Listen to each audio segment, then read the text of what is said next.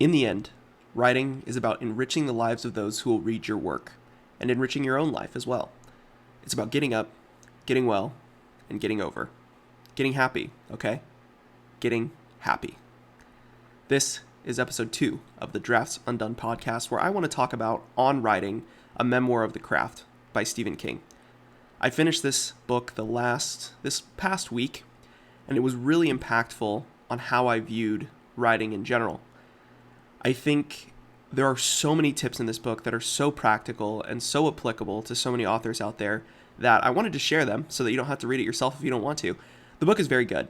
The first half goes over Stephen King's life and how he became a writer, the different things that he enacted in order to become the name in fiction that he is today. And the second half is on writing, which is all of his tips, all of his tricks, and all of the things that he does and enacts on a daily basis to become the best writer possible. So there are 3 distinct points that I learned from this book, and I want to split them up into practical, emotional, and technical tips. The practical tips are things that you're going to be able to implement in your own writing, whatever that is. The emotional tips are things that are more cerebral, more things that you can think of, whereas the technical tips are more tips on how to write and what to write to be able to be a good writer. Before I jump into these, I want to talk a little bit about Stephen King. Oftentimes he's cited as a horror author, and he generally is. He does write a lot of horror novels, but there are plenty of novels and books that he has written that are incredible stories that are some of the best that we've seen in the past 2 decades. Some of those are The Body or Stand By Me, if you've ever seen that movie, The Shawshank Redemption, The Green Mile, The Life of Chuck. You have the entire Dark Tower series, which is just epic fantasy. So he does so much more than just simple horror novels. And I think that at his core, he talks about the human condition. How do people deal with situations? And how do they face their fears? How do they face their anxieties? How do they face the things that are within them? And oftentimes in a lot of his books and a lot of his movies that have been adapted, it's about someone facing something within themselves. In a lot of these stories, it's more about the human condition and how people react to situations and how they become a better person or a worse person after it. And I think those stories are genuinely impactful. And I want to jump into some of those as we go through each of these tips and the things that I've learned. So first off, I want to talk about the practical. If I was going to give the biggest practical tip that I learned from Stephen King's On Writing, this is read a lot and write a lot. If I was going to boil that down into one word, it's just discipline. So my practical tip here is just discipline. Read a lot, write a lot. I want to break this down into a couple more sections. The first tip that I learned is that you get out of writing exactly what you put into it. If you expect to have a book after putting in 500 words, 3 days a week, it's going to take you like over 450 days to write your book, because 4 of the days of the week you're not writing, 3 of the days of the week you are writing, and you're just not going to get anywhere. It's so important to deliberately create what you want. If you're wanting to create a 100,000 word novel, you're going to write 1,000 words a day, it's going to take you 100 days. You write 2,000 words a day, it's going to take you 50 days. You can make a plan and you can stick to it. Your output is directly related to your input. One of the things that he mentioned is that the first draft is all about getting the words on the page. Stephen King talks about how the first draft is telling a story to yourself, and the second draft is telling the story to others. Consistency is key in all aspects of writing. My initial goal when I started writing was to get 1,000 words a day. And that was very helpful. It's a very good goal. However, something that I've learned while doing NaNoWriMo National Novel Writing Month this past month is that I generally get into a flow state at right around 900 words. And I can crank out another 1,000 words or so in half the time that it took me to write those first 900 words, which is genuinely insane to me. I didn't really push past that 900 word mark before, but once I did, it was like I unlocked a superpower, which is really, really cool. Another quote that he says in On Writing is, "Do you need someone to make you a paper badge with the word writer on it before you can believe you are one?" I talked about this in my last video where if you write, you're a writer. That's another thing he says. The second point in the practical tips that I wanted to talk about is this. If you want to be a writer, read a lot and write a lot, which I kind of used as my initial tagline for this section. But the work is always accomplished one word at a time. You got to take your objective one bit at a time, whatever you're trying to do. Another quote that he says is, "You find yourself constantly questioning your prose and your purpose when what you should probably be doing is writing as fast as the gingerbread man runs, getting that first draft down on paper while the shape of the fossil is still bright and clear in your mind. Too many writing classes make, wait a minute, explain what you meant by that kind of bylaw." What he's really saying there is a lot of writers write something and question if it's good enough. Like I've talked about before, your first draft should never be about getting decent words down. You're trying to get words down, get the bones of the story down, and then edit it later. He uses an example in On Writing throughout the second half of the book of exhuming a fossil, where you start digging and you find this fossil and you're just trying to take pieces of the dirt away to preserve as much as you can for the fossil. And he talks about writing in that way, where writing is revealing something, revealing the story, revealing the themes, revealing the symbolism that lies beneath, rather than creating it out of nothing. Because when you put characters in situations, if you're honest about them, which we'll talk about later, they will react in certain ways, and you're going to have to contend with that. A lot of times in writing classes, even the ones that I've taken here, there is so much emphasis put on symbolism and theme and small things that don't really focus on the main story. Those things are a natural byproduct of creating a story rather than the story itself. Another quote is, "The scariest moment is always just before you start. After that, things can only get better." When you're writing, you have to start. That's the only thing that you can do in order to get the words on the page. And when you start, you can become like a freight train and just keep on going, keep on trucking as long as you can. So those are my practical tips. Read a lot, write a lot, and you get out of writing what you put in. The key word is just discipline. As long as you enact discipline in your writing life, you will be able to create a story. The second thing that I wanted to talk about is emotionality. So the main tagline that I have for this section is, "Be honest. Story and theme grow out of honesty." If I was going to boil that down into one word, that is honesty.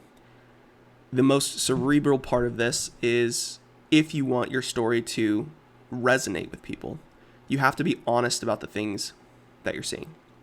And I want to dive into that a little bit more. I have 3 tips that I learned from On Writing here.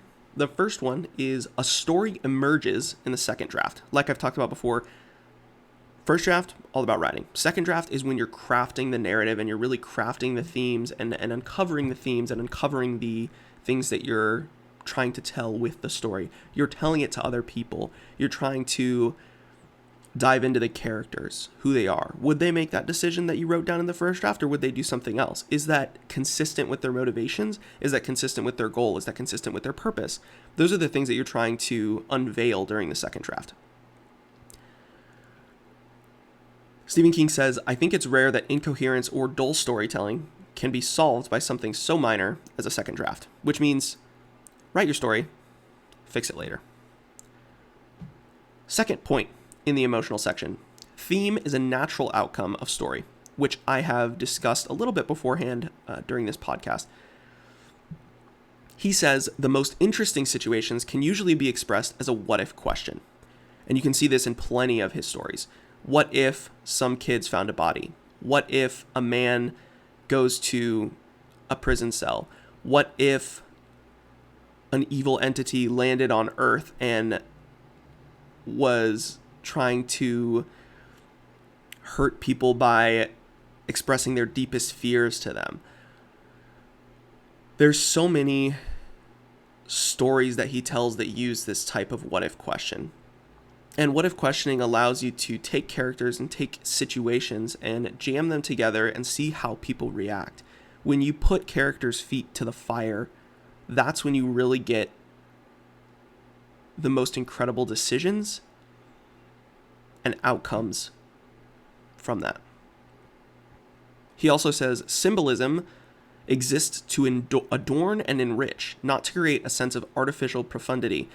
A lot of times in creative writing classes, what I've seen when I've edited my peers' work is, even my own sometimes, when you have to write in such a short amount, maybe you're doing like 1,000-word story, a lot of times people try to put in so much more theme and symbolism and things to get you to think about the story rather than focusing on the story itself. When you are writing, especially a novel or a book, creatively especially, it's so important to have symbolism as something that enriches your story that you're building. There can be themes that, or symbols that emerge as a natural outcome of the theme, which is a natural outcome of your story. Another quote he says about this is, starting with the questions and thematic concerns is a recipe for bad fiction. Good fiction always begins with story and progresses to theme. It almost never begins with theme and progresses to story. If you think about this with a lot of stories,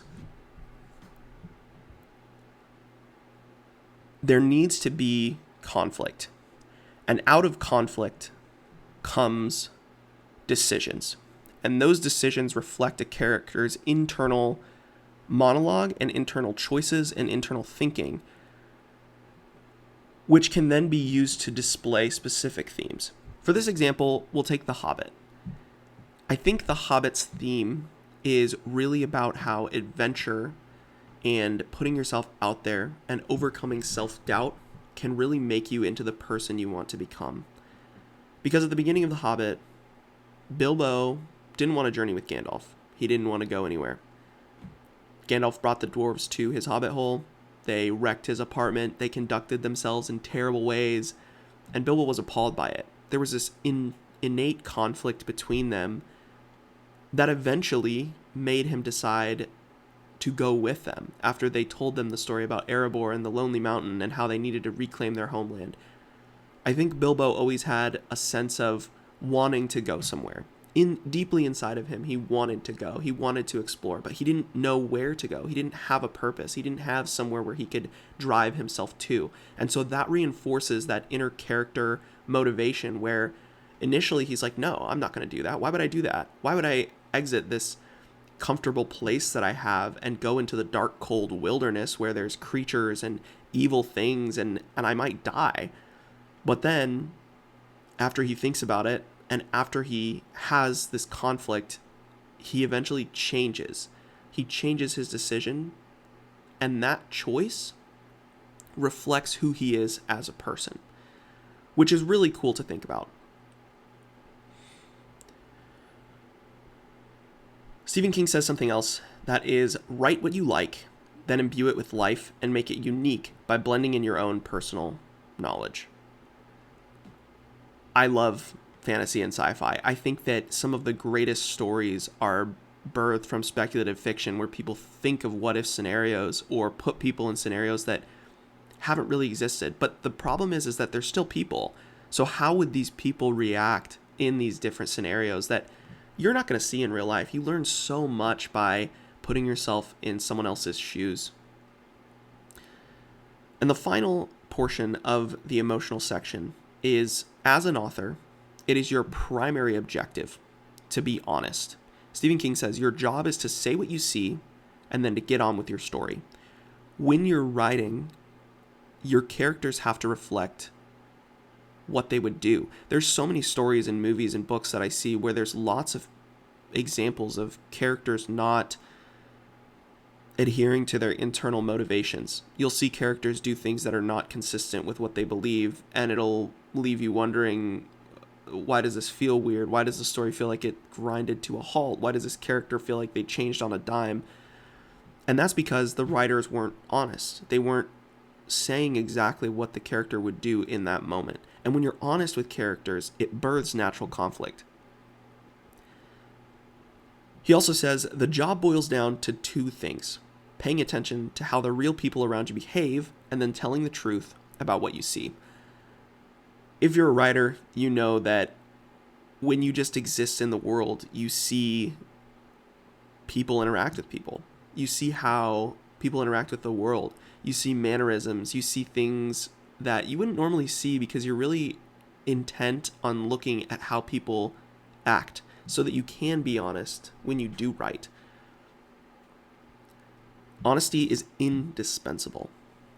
If you have a blue-collar worker who is tired and down on life and he's just really depressed and he's not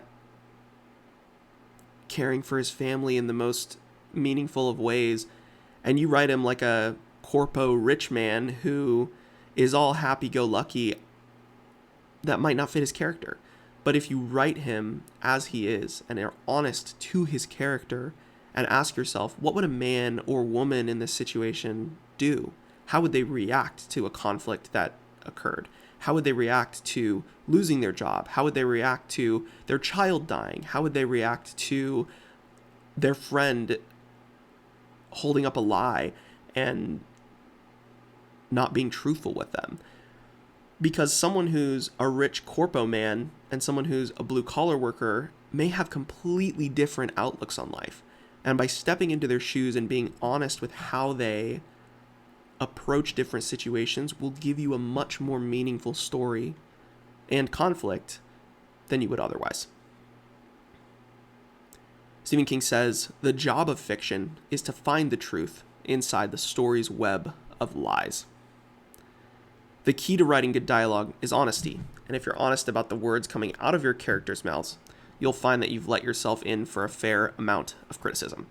And what he means by that is sometimes characters don't say what you would believe necessarily. And there's lots of King's early works that shows some extreme language or violence or things that you think, wow, why would someone write that? And it's not because someone wrote that. It's not because King himself believes that.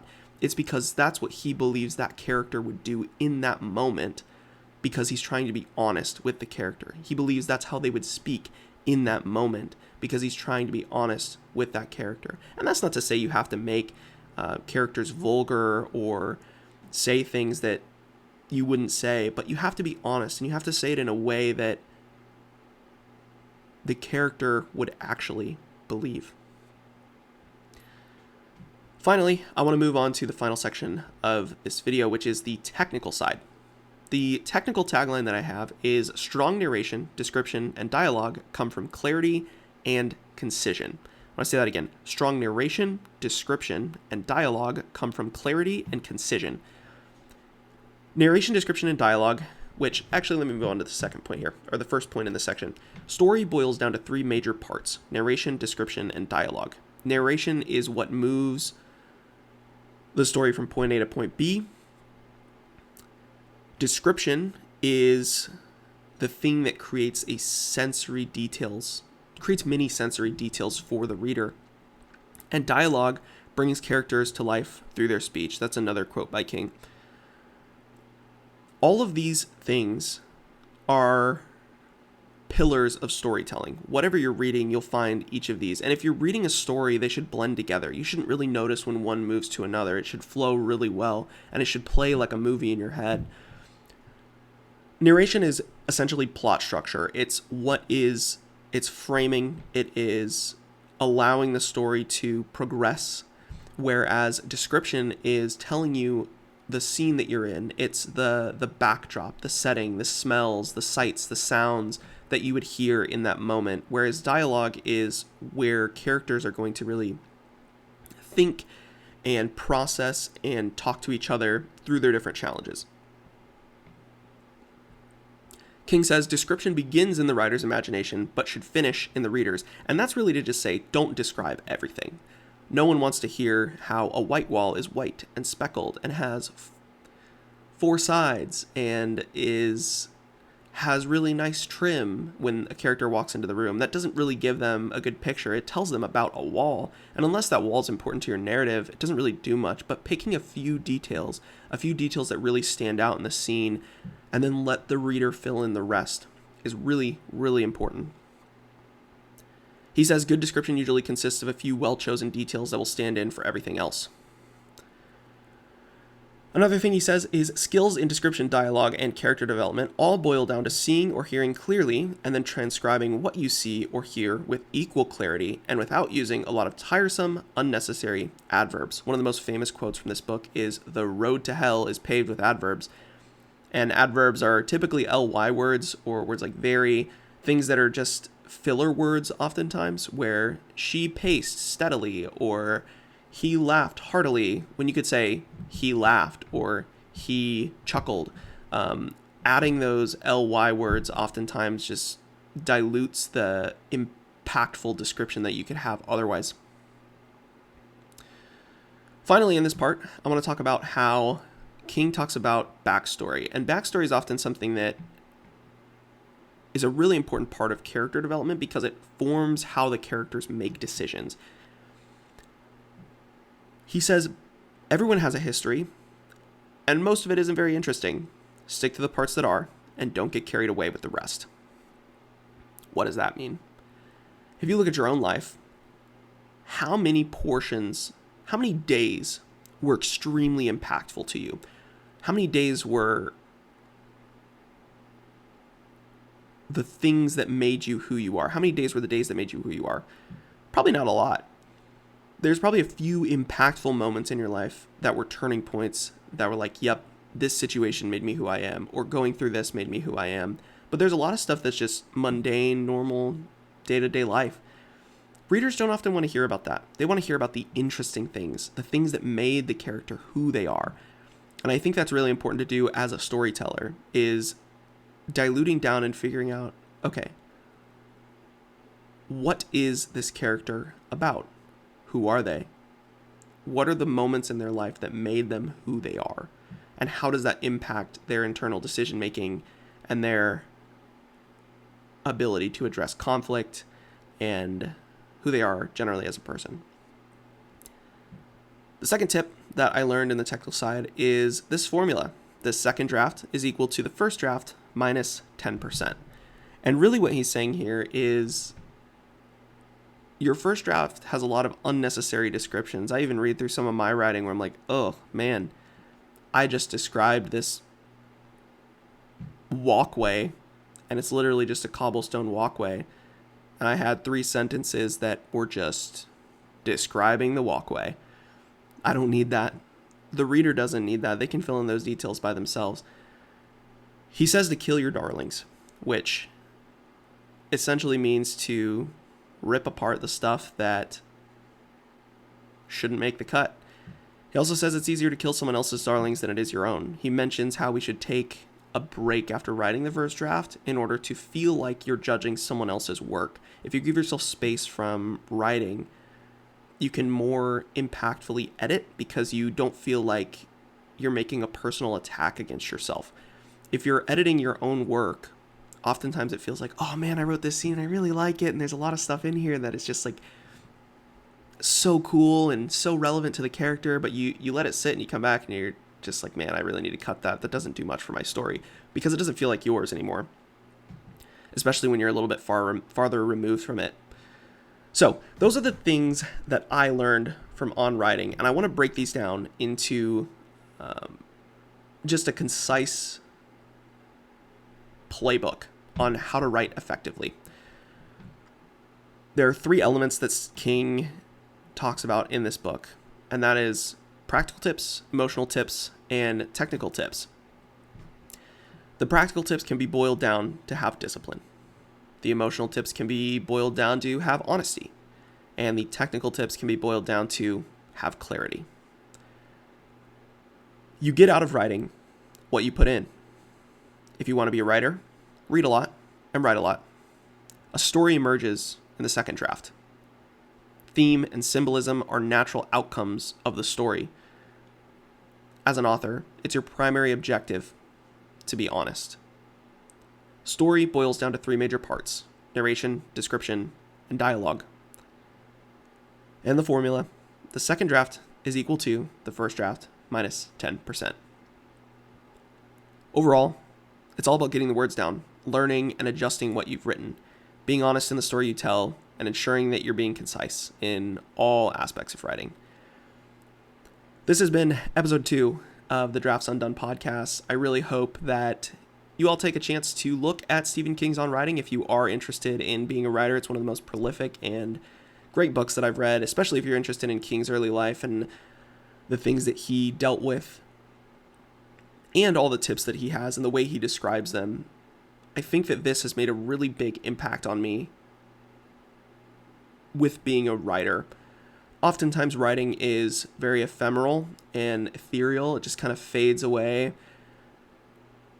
But it doesn't have to be that way. It doesn't have to be a goal that you'll never reach. It doesn't have to be like, oh, I'd like to write a book one day.